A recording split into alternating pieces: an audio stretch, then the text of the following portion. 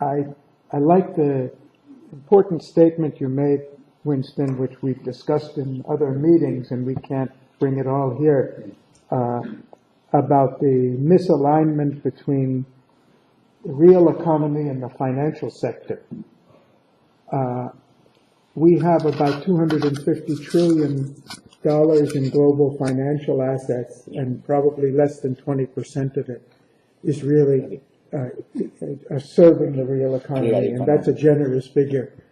But actually, our topic today is even broader than that, because we're looking at the misalignment between economy and society. So the problem within the economy is a subset of a bigger issue, and you've flagged a very serious problem that is destabilizing our global economy and preventing us from utilizing the productive capacities of humanity, which itself is a subset of the bigger question which we started with, and that was, how are we going to meet these pressing global challenges? Or in Tibor's terms, he always puts it with greater power than I do, these imminent planetary, I know I got the order wrong, but existential planetary imminent crises. So Zbig started out by talking about money as a great invention, as an economic tool. And I think our wider topic is money as a social invention. Money not only in its role in making economy successful, and Zbig's gone through, and Chandru mentioned also, but its wider role in this complex role that it has in the governance of the society as a whole. So I'd like to bring back, and all the speakers have touched on it, I'm just trying to bring it back for emphasis, that how do we look at money and understand its contribution to addressing the global social challenges that we have today? And then it's not just a question of that money allows the interconvertibility of economic goods and services, but money actually allows the interconvertibility of all social goods, of all social capacities and powers.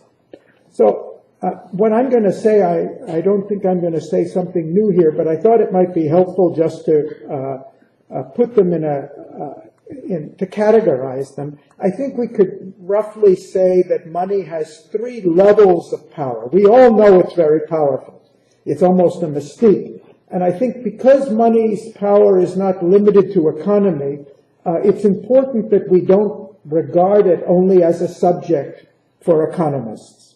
And for too long, that's been the mistake, I think, of social science. There are exceptions, but largely it's been the idea that money is something that's dealt with only by the economist.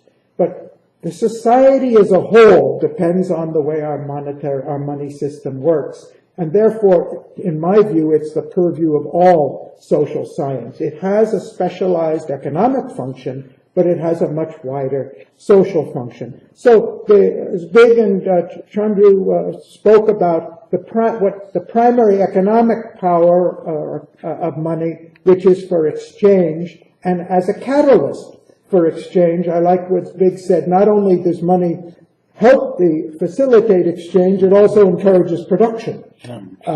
Because if you have something more than you can consume, the surplus, it not only enables you to use the surplus, it encourages you to create more surplus. So that's at the economic level. And both, at least, or all of the other speakers have mentioned the fact that money is not just a thing, but money's power arises from the fact that it's a symbol. And I found this a long time a hard thing to grasp. What is the power that money gets because it's a symbol, as opposed to the power that it gets because it actually is good for exchanging things? Chandrasekaran mentioned the fact that money enables us to transferability in space, because it's much more portable, and today it's instantly and infinitely portable. But it also enables us to transfer in time, because it's not perishable. We can take money, our goods are converted into savings and extend it over long periods of time. We can invest in the long term. So it gives this power it gives a tremendous boost. It also, because it is only a symbol, it enables us to do what has been spoken already, but I find it somewhat of a mystery. It enables us to take our trust and monetize it. If you trust somebody, you can do something of some nature. You can give them some power or privilege on the understanding that they're going to give it back in some form in the future. And that's actually how the first credit money was created, as an IOU, a promissory note, a letter of credit, or in some form. But what we're really doing here is saying it's not the goods that back the money, it's trust. And therefore the question is, how much trust in society has been converted into money? How much trust can we put into money? How much money can we really create? And of course, this was the basis for the creation of the nation state. It's interesting because I wish I could remember where I read it, but in one of the histories of the Roman Empire, the author attributed the fact that the Roman Empire collapsed was really due to the fact that they didn't know about public debt. They didn't know they could monetize the public faith in them and use it later. And it was really in Britain in about the 15th, 16th century where they really started monetarizing public debt, because next year's taxation they created as money this year. And they started using that money for trade, because everybody knew next year they're going to get more tax, which is really creating something that doesn't exist today.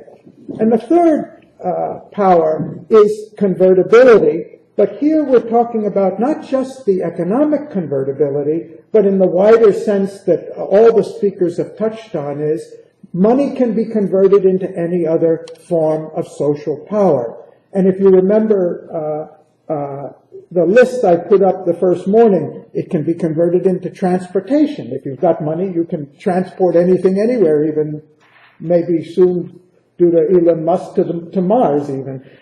If you've got money, you can communicate anywhere. You can get education, as was mentioned. As Winston was emphasizing, you can convert it into political power of all descriptions. Of virtually every. So money is interconvertible in the sense that any capacity the society has, and if there are limits to it, they're very minimum at the level of society. I don't say you can convert it into happiness, or you can make it into goodness, or you can make it into virtue, or even intelligence, but the things that society does, rather than the things that are human well-being, it may not be fully convertible. But the things that society possesses, it's virtually convertible. And that comes back to the point which all the speakers have raised, is that fundamentally, what is the foundation on which money is based? It used to be based on the commodities that were exchanged. It used to be based on precious metals and commodities. Then, as Chandrasekaran said, it was based on institutions of the credibility of the bank that issued the banknotes. At one time in the U.S., we had 6,000 banks issuing banknotes. There were 6,000 different currencies in circulation, and that actually only stopped in the 20th century.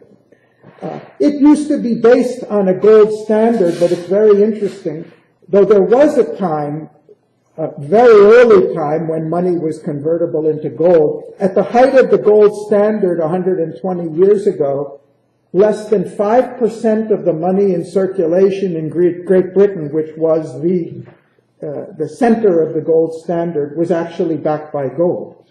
The gold was only used for balancing trade between countries. It was not exchangeable. The U.S.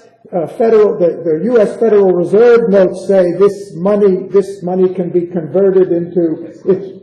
It never. You cannot, as an American citizen, you could never, as an American citizen, go to the Federal Reserve and hand in your $100 bill and get $100 worth of gold for it. There wasn't enough gold to do it. So, what is it fundamentally backed by? It was backed by, as somebody or several said, trust in the government that issues it, but more than that, was backed by the productive potential of the society. Not only the existing productive potential, but the future productive potential. And if you have any doubt about that, look what happened to the value of the sterling after it voted. It didn't leave EU yet. It simply voted that it's going to leave, and the sterling has fallen by about 17% since then. What happened to that money? The international financial crisis, we lost trillions of dollars in a month or something. The economy of the world didn't change during that time, but our perception of the future, our uncertainty and perception of the future. So I turn it around and ask, are we really monetarizing our trust in the future of humanity and the potentials of global society? Or are we, I think we're monetarizing a very small portion of that. And the reasons for that, it would be very important to discuss. But if we talk about creating money, we have to think, are we just printing something that has no value? Or are we finding a way to give monetary expression to a potential that's not there? When I was in university in the 60s, it was very difficult to get a student loan. After all, students don't have assets, they don't have credit, and getting loans, you could get scholarships, but getting loans today, all over the world, in fact, today, student loans in the U.S. are the single largest category of loans, more than the rest of consumer credit, more than $1 trillion. Based on what? The students don't have any assets. Based on the future it's an investment in the future earning capacity of the human capital. So we are already leveraging the untapped future potential in some areas, but certainly I would argue in a very limited extent. The factors determining the value of money, many of them are mentioned, so excuse me if I'm going quickly, I just want to kind of make it comprehensive. The availability of goods and services, obviously, if you don't have goods and services available, we won't take the currency because we don't know what to do with it. Peaceful climate. The moment we have war or a threat of war, the value of the currencies in that area lose value because we know it will impede exchange. Human relations. It was, I think, Chandrasekaran brought out very nicely, the capacity for collaboration and exchange between people, and so forth, specialization of function, the public acceptance of money, our capacity to communicate and for transportation, our trust in people and institutions, our trust in society, our confidence in the future. But beyond all of that, the point I wanted to make was, the value of money that we have is based on the value we give to human beings. And if you want to check it, see the societies that give the greatest value to human beings. I don't mean in intangible psychological ways. I mean by law, by the rights of the human beings, by the dignity accorded to the human beings. And you'll see those are the currencies that have the highest value. Because ultimately it's going to depend on the capacity of each person to contribute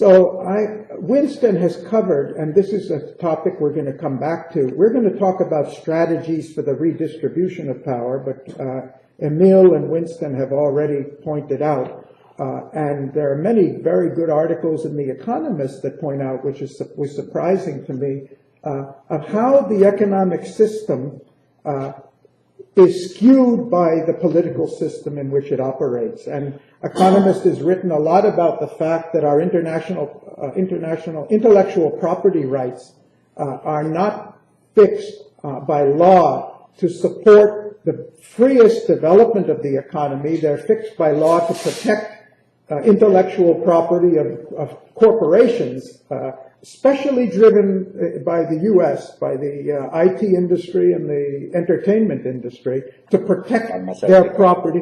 Pharmaceutical, to protect their property long into the future, way beyond the original intention was to encourage innovation. Actually, it discourages innovation, because if you've got long property rights, you don't need to innovate. You can simply keep cashing in on it. In the meeting we had in Lisbon in May, the Minister of Foreign Affairs, who was our keynote speaker, he spoke about power, and he said, as foreign minister, he's a sociologist, he says, as foreign minister, his number one responsibility is to go to the EU and negotiate economic policy, which is really determined not by any economic principles, but determined by the power of the governments that are involved in the transaction. So I think it's really important for us to all recognize the way economy works is not according to some model or pure abstract theory. It depends on how the economy relates to the rest of the society, how the political environment it's in, the social environment within which it's in, the level of education and human rights, the legal environment with which it's in, and therefore we have to look at it in its entirety.